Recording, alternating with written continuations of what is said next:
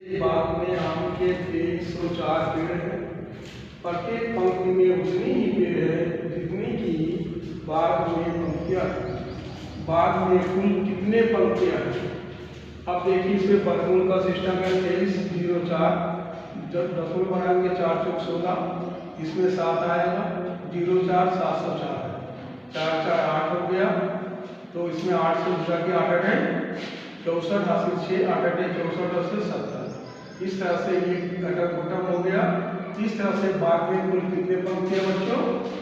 88 माने 88। चौथा सवाल है, एक सेना नायक ने अपनी टोली को टोलियों में इस प्रकार विभाजित किया कि प्रत्येक टोली में उतने ही सैनिक थे जितने की कुल टोलियां थी। यदि उस सेना में कुल 6561 सैनिक थे तो प्रत्येक टोली में कितने सैनिक थे?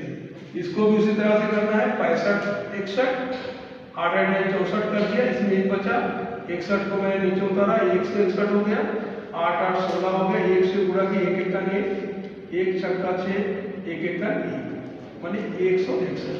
ये कटक खत्म हो गया, माने ये कुछ नहीं बचा शेष मेरे पास। आंसर मेरा क्या आया? माने कितने सैनिक थे? माने 81 सैनिक।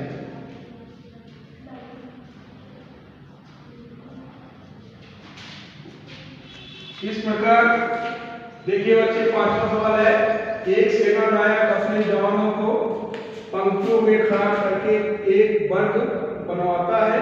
बाद में उसे ज्ञात होता है कि 60 जवान शेष रह जाते हैं।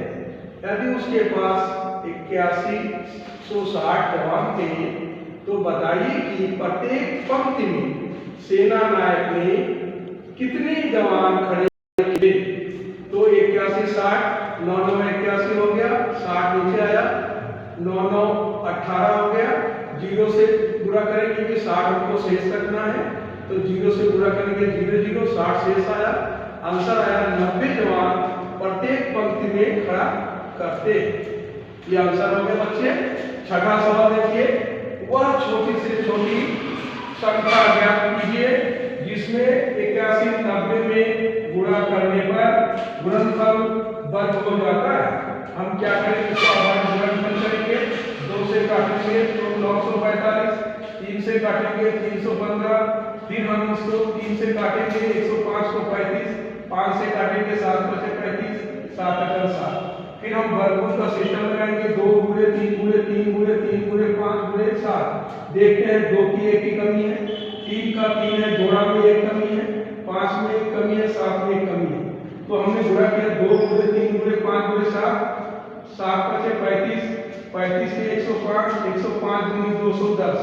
इसमें हमको संख्या में इसे गुणा करना है बच्चों 210 से।